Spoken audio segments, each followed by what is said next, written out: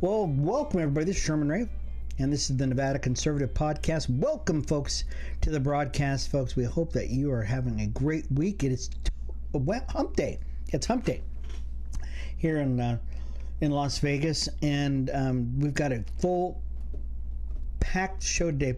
We're going to talk about capitalism versus socialism because it's a big debate now. People are still trying to talk about this. We're going to talk about Islam and what Islam is doing here in America, and some things you probably should know all about it.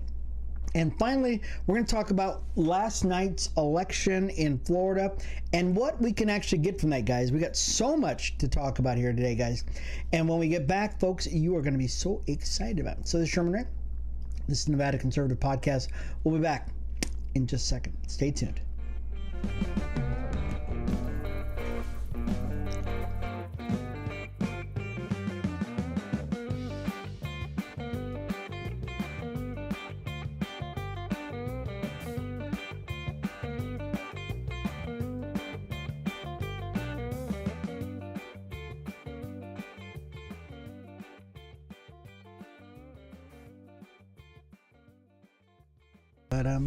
Hey folks, this is Sherman Ray, and this is the Nevada Conservative Podcast. Thank you guys once again for being a part of the broadcast. We've got some of you, this is really your first time, maybe it's your first time checking out this show. Before we get going any further, I encourage you to go ahead and hit that subscribe button that's over here. That way every time we broadcast one of these shows that you get an update, so you know, go ahead and check it out. Yesterday I had another appointment that I had to go to, and really I'm just incredibly busy right now, it seems like, but we're going to try to do this each and every day, and we'll probably putting it about the same time, maybe I don't know what time it is here in your neck of the woods. Here in Las Vegas, it's about 4 o'clock Pacific Standard Time, so be looking for it, folks. We will get that into you. And if you miss it, you can actually get it on so what is it? Go ahead and put that thing up there, guys. Yeah, there you go. You can actually get us on YouTube, True Social, Spotify, Rumble, and on our Facebook page, which is blowing up all over the place, and on our website at www.thenevadaconservative.com. And so we'd love for you to do that. But go ahead and hit the subscribe button. And I can see right now that we've got questions that were there from yesterday's show or last show. And we will get to those, folks. We really will. So don't fear, folks. Don't fear. We will actually get to your questions. And hopefully we can answer them adequately. So today, guys, let's start talking about capitalism versus socialism, or even democratic socialism. I don't think you really need to even split those two. They're both. You can say socialism or say democratic socialism. They really end up being the same thing. Even though Democrat socialists go, oh no, it's not socialism. I go, yeah, it is, guys. It's socialism. And so let's start talking a little bit about this. And I want to encourage people, if you are answering questions or you're feeling like you know something online, please folks, be sure of what you know, okay? Because we've got people, somebody told me that they didn't think I was a real person. Yeah, they thought I was an AI generated person, and as a result of that, they said that they didn't trust this broadcast because they thought it was AI generated. And then one of my old friends comes up and he goes, hey Sherm, how's it going? I haven't seen you so long. Hey, what's going on? Okay, so I am a real person. Or I'm being paid by, AIPAC or something like this. Guys, I'm not. I love Israel. I'm learning Hebrew, and I've been learning it for a couple of years now. And so I wear my Star of David, and I'm just feeling so connected with the Jewish people and stuff like that. I don't get paid by those guys. I don't get paid by Facebook, I just want you to dispel it. Or people will say things like Norway and Finland and all this other stuff are socialist countries or democrat socialist countries, and they're not. So socialism, guys, once again, is, and we'll get that out of the way really quick. Socialism basically is the government basically owns the means of production, which means they take over the major companies. So your major producers, gas, oil, that kind of stuff, trains, something like that. and so they run those. So everywhere that has been tried, guys, it has failed miserably. I don't even want to tell you a little bit that it's been good for here and been good there. No, it's been miserable everywhere. And Democrat socialism, once again, we talked about this about a week ago, something like that. And we were trying to tell you what the difference is between the Nordic version of socialism, which is not socialism. And they want you to make sure you know this. This is not socialism. They are a capitalist free market society. The leaders of Norway, Finland, those Nordic countries want you to understand that they are not socialists. So don't call them socialists. Don't call them Democrat socialists. They are none of that. Okay, they are capitalists. Okay, they just happen to tax the crap out of their people. Okay, they tax their people, I think, over 50%.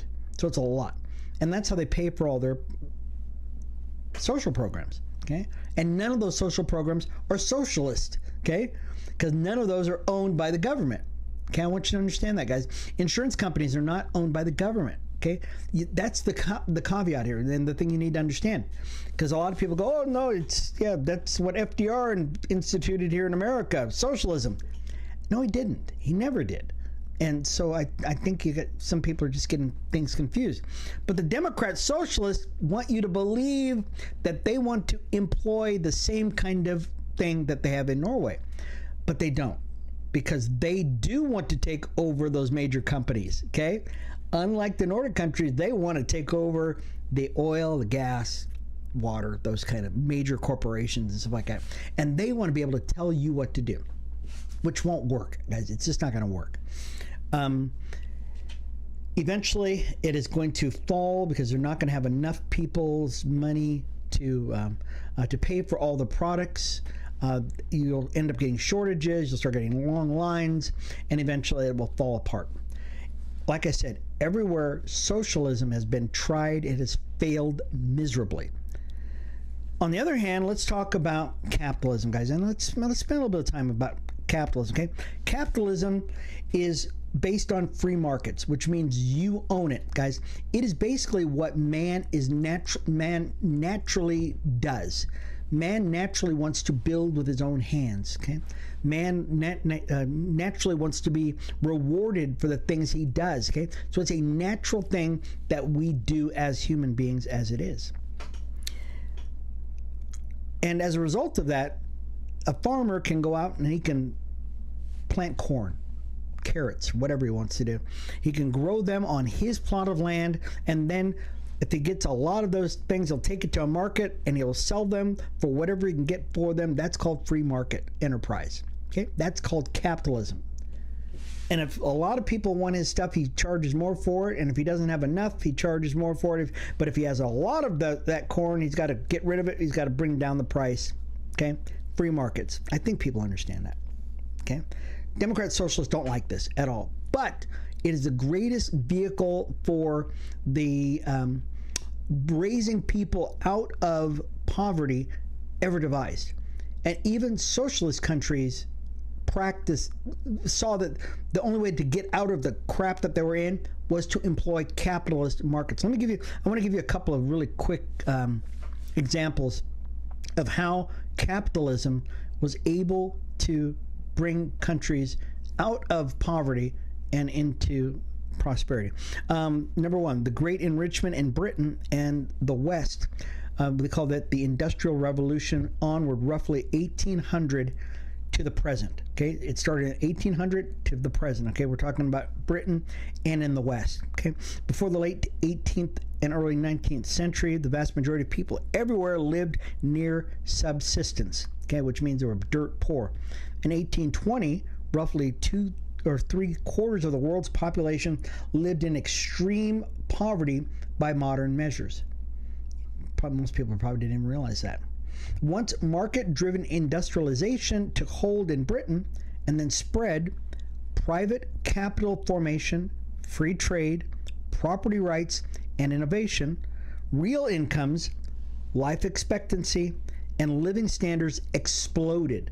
So once they got off of the socialist plank, or having a king who owned everything, and they started allowing people to own their own property and to make and sell what they made, all of a sudden everything exploded with living standards, life expectancy. So it goes on to say, Deirdre McCloskey and others described this as the Great Enrichment. Average real income in places like Britain and later Western Europe rose by a factor of 30 or more. What had been a normal condition of humanity for millennia, short lives on the edge of hunger, began to end for the first time in history. Okay, and there's quite a few others. We don't really have a lot of time to go through this thing. The same thing happened in the United States, and the same thing happened in South Korea, Taiwan, Hong Kong, Singapore, China. Even happened in China, folks. It's because we've had people say, "Oh, China's a great place." It wasn't under socialism, guys. Guess what? It happened because they employed capitalist theory. And even in India, it happened the same way, guys. So the difference between capitalism and socialism, guys, are two opposite ends of the spectrum, guys. Capitalism wins every single time, okay? When we get back, folks, we are going to talk a little bit more about, what are we going to talk about the next? Oh, we're going to talk a little bit about what's going on with Islam and what Islam is actually doing here in America, guys. You're going to want to hear this, okay? Stick around. Sherman Ray. This is the Nevada Conservative Podcast. We'll be back in just a second.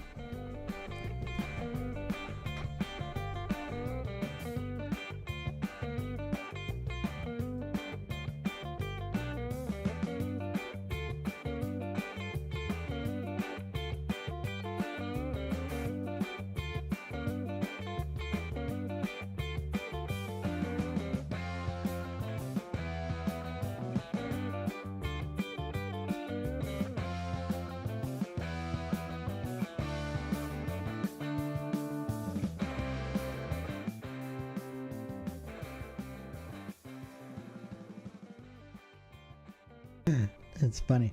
It's funny. My producers tell me, because you talk an awful lot. You know, you can't get on. I can't even get in all my stuff. I've got tons of stuff here to tell you guys about, and because I talk so much, I don't get it all in. Anyways, I want to encourage you guys, if you love hearing, you know, what we're here to talk about here on the Nevada Conservative Podcast, you can go to Spotify and download the whole audio thing and take it with you and dissect it yourself, because don't just take what I say, guys, for granted. Just ask other people, okay? Not ask other people, but look for yourselves, okay? So many of you probably noticed that in the last number of years we've been seeing the rise of Islam in America, and some people believe this is alarming. Now I want you to understand. I want to make a caveat here really early, guys, is that we are a Christian nation, and as a Christian nation, we allow people to worship whoever they want. You can worship anybody you want, because those are your God-given rights. We cannot tell you who to worship or when, or even if you want to worship anybody. That's up to you. But that's what you get under a Christian nation. So we encourage people to seek God and wherever you can. The people who worship Islam, these are the statements we're going to be talking about here do not apply to everybody who is a Muslim. Okay, there's some great Muslims out there that that are even that are even Republicans, and so we're not talking about every Muslim, but we are talking about a very real movement within Islam that you all need to know about. And so we're going to talk about this, okay?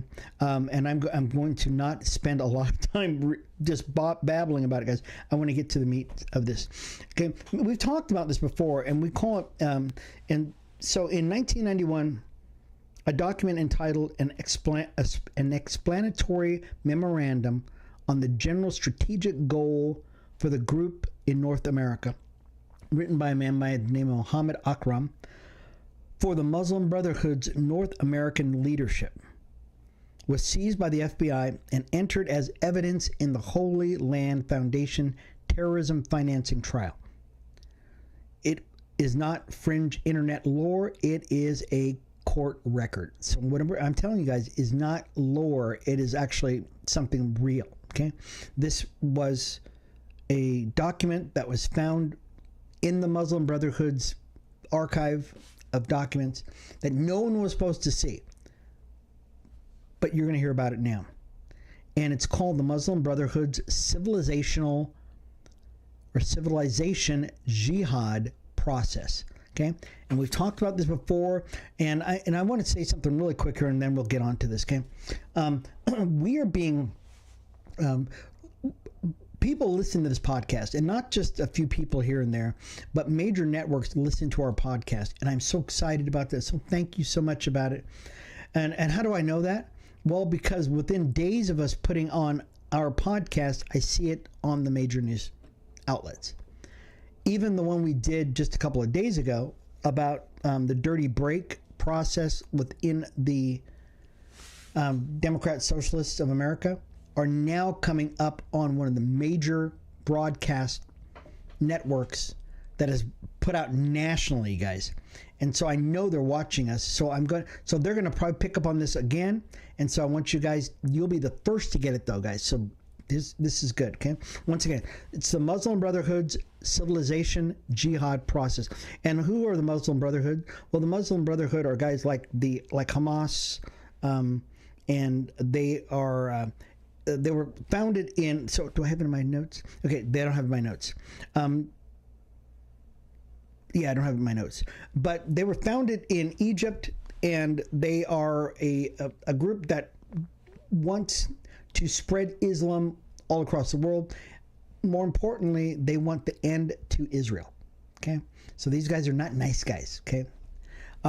So let's keep going with this, and I'll try to get as much of this done as I can in the next 3 minutes. Oh gosh.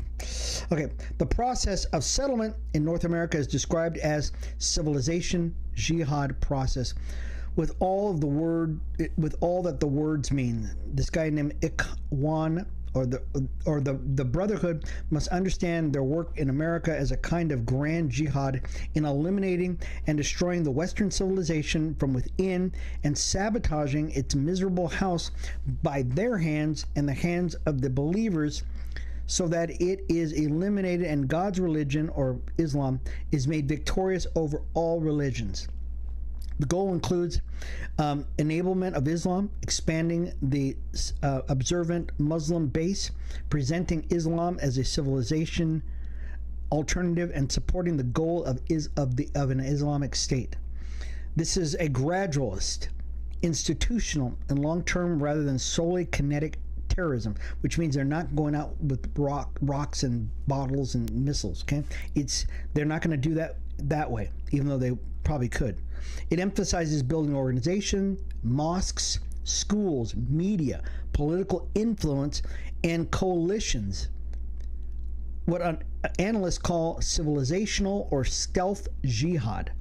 Critics of the memo note that it may have been aspirational rather than a fully ratified operational plan for every Brotherhood entity, but the language is unambiguous, and the document was treated as a relevant evidence for federal prosecutors. Guys, this is what they want to do. They want to build mosques, schools, institutions, political arms. They want to get people into office and stuff like this. Slowly but surely, they want to take over our government, our institutions, our cities, our media, and present Islam as a viable alternative to Christianity. This is not like, hey guys, guess what? We want to shoot. They're not going to do that, guys. They're going to like if you were like a crawdad or a lobster, you put it in warm water and you turn up the heat until eventually you kill it. And that's what they're trying to do in America. There are repeated public statements from Muslim leaders and activists expressing the desire for Islam to become dominant rather than simply equal under American pluralism. I want to say that again. There are repeated public statements from Muslim leaders and activists expressing the desire for Islam to become dominant rather than simply equal under American pluralism. So they don't want to just work beside Christianity, they want to dominate Christianity in America. Examples that have been documented and reported include CARE. CARE co-founder Omar Ahmed reported in a California newspaper, Islam isn't in America to be equal to any other faith, but to become dominant. The Quran should be the highest authority in America. This is scary, guys. CARE spokesman Ibrahim Hooper expressed openness to an Islamic form of government in the United States, achieved through education rather than violence. Recent conference speakers reported in Texas in 2026, stating that Islam will rule the world again and that making America a Muslim country is an explicit goal pursued through dawah, or invitation, or proselytization. And lastly, figures associated with this other Hizb, whatever, and other Islamic groups have long rejected coexistence with democracy in favor of eventual Islamic supremacy. Guys, these are not isolated or ancient quotes. Similar rhetoric continues to surface all the time, guys. And when we get back, you guys, what we're going to do is we're going to finish up this. We're probably not going to get to our last point today. We're going to finish up this because I think this is so important, you guys, that you understand that Islam is not here to be your friend. Islam is here to take over America, and and you need to know about it. This is Sherman Ray, this is TNC Podcast. We'll be right back.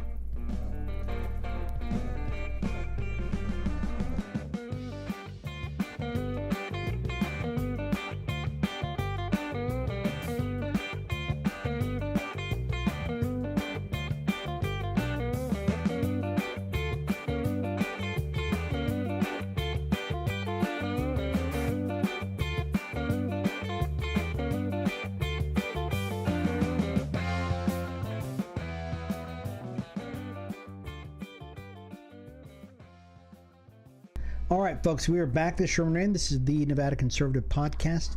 Thank you guys for being here with us today. You guys got a really important topic we're talking about, and we want to get right back into it. We're talking about, is Islam here to coexist with Christianity, or is Islam here to take over America and to get rid of Christianity?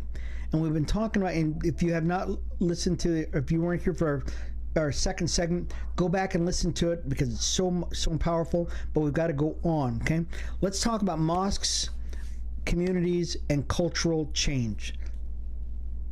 Mosques, communities, and cultural change. And this is a document that was seized by the FBI, and it's speaking about what the Muslim Brotherhood has been a process they call civilizational jihad, where they're going to try to slow roast us and try to get Islam into America and to supplant Christianity. Mosques, communities, and cultural change. Mosque construction and the growth of concentrated Muslim communities are demographic and institutional realities driven by immigration, higher birth rates in some communities, and organized outreach.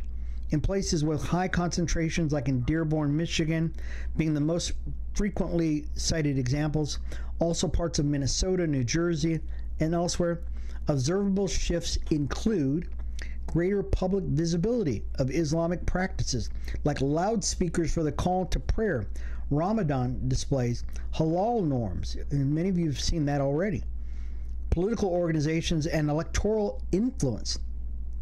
In Dearborn, you guys, I've got a friend who's came from Minnesota and Michigan. They say, oh yeah, this is definitely happening. Demand for religious accommodations that conflict with existing local norms or free speech expectations. This is what drives you crazy. I, as a Christian, can't even say, hey, can you guys stop, so we can do this or that? No, that ain't gonna happen. Okay, but these Muslims can go in and do the same thing. Okay. Parallel social expectations around gender roles, blasphemy sensitivities, and foreign policy issues, especially Israel and Palestine. And many of you guys have seen this. This has risen to the top in the last 6 months or so. Yeah, free Palestine, okay? And if you're wearing a Star of David, you could be killed, especially with all these Islamists out there that are trying to tell you that their rights outweigh the rights of Israel. Not every mosque, once again, or community is advancing the Brotherhood-style project. Many American Muslims are focused on ordinary life integration or internal theological diversity. We want you to understand that this is not every Muslim, okay? But this are the hardcore ones. This is definitely them. However, the pattern of organized networks seeking to reshape the cultural and legal environment around them is real and aligns with the settlement strategy described in the 1991 memo. And we talked about this earlier. So if you didn't hear this, go back to segment 1. You can hear the whole thing. Tensions over noise ordinances, school curricula, speech about Islam or Israel, and parallel community standards are the practical surface of that deeper ideological contest. You see, Islamists don't want to be equal with Christianity or Judaism or any other. They want to dominate it, and they want you to know it, that you will bow to them. We, once again, guys, and we're going to, and we'll take a real quick break after this. We want you to understand, you guys, not every Muslim fits this narrative, guys. But according to the Muslim Brotherhood's own writings, this is what they want. This is what they want for America. This is what they want globally. When they come into Dearborn, where they go into Texas, they wanted an entire community that it was going to be a Muslim zone. That was it. And the people in Texas said, to heck with that. That ain't going to happen. So we need to be very careful of this, guys. We need to understand this. Nobody comes into America and tells you guys, guess what? You Christians can't go here, or you non-Christians can't go there. That doesn't happen in America, okay? This is the home of the free and the brave. Okay, this isn't going to happen. All right. So when we get back, let's talk a little bit about what happened in the elections, and this is a great day for the country, guys. Okay, so we'll be back in just a second. This is Sherman Ray. This is TNC Podcast. We'll be really right back.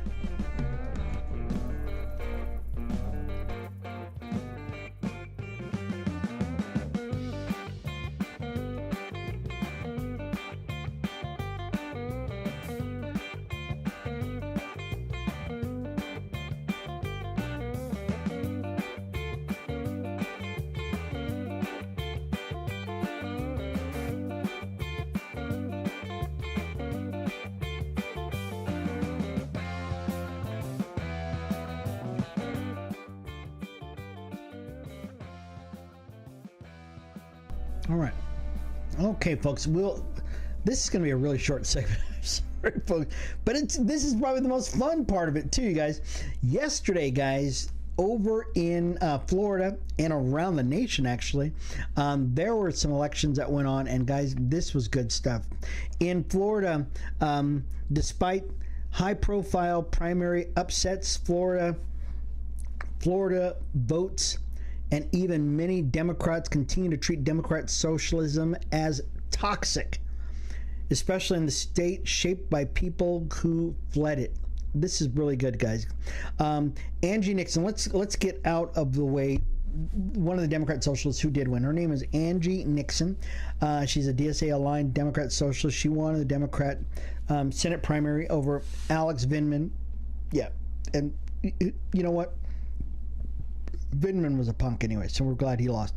Jared Moskowitz, though, trounced, decisively beat his challenger Oliver Larkin, 64-36. And I think, where's it at? And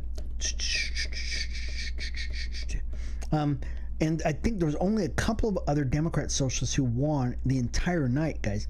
And here's the cool thing about, in Florida especially, Florida sent a message to the DSA that we don't want socialism. No, because what do you have in Florida? You have a lot of expats from Cuba.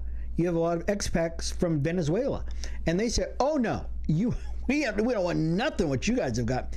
And that's the cool thing about it. And also, you got the guy for Florida who is running on the Democrat side against Brian Donalds.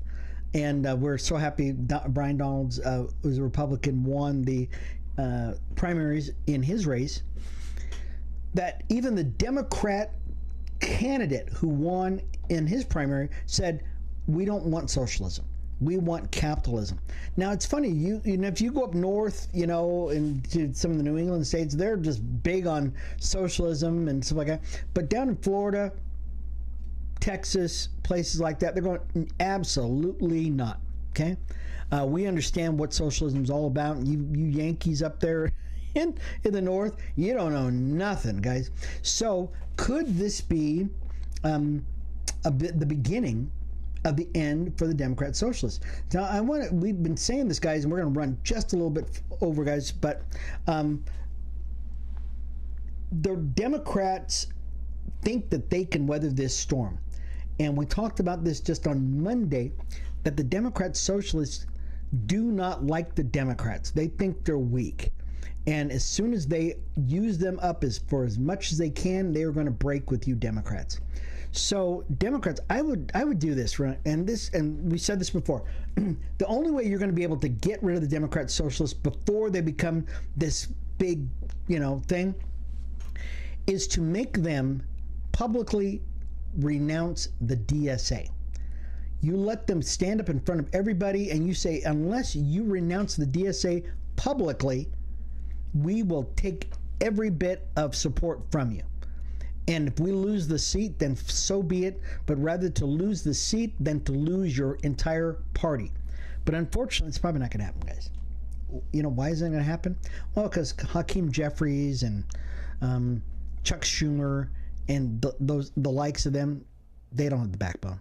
They don't have the guts. They think that they're going to ride it out, and so you're probably going to lose. So, anyways, I gave it a shot. Okay, I did. Anyways, folks, we've run over time, guys, and I appreciate it. Once again, if you would like to get a copy of this broadcast, go to Spotify. Check it out on Spotify. We will, and if you have any questions you'd like to ask, guys, at the end of the broadcast, I will go back. I'm going to spend a little bit of time answer some of the questions on our YouTube channel right now. Go ahead and leave those questions, and we will get back to them as quick as we possibly can. Anyways, this has been Sherman Ray for the Nevada Conservative Podcast. Thank you once again for being there. Don't forget to go to our website at thenevadaconservative.com and check us out. If you'd like to write to us, just write to us at thenevadaconservative@gmail.com. This has been Sherman Ray for the Nevada Conservative Podcast. Thanks a lot, folks. We'll see you again tomorrow. Peace. Bye-bye.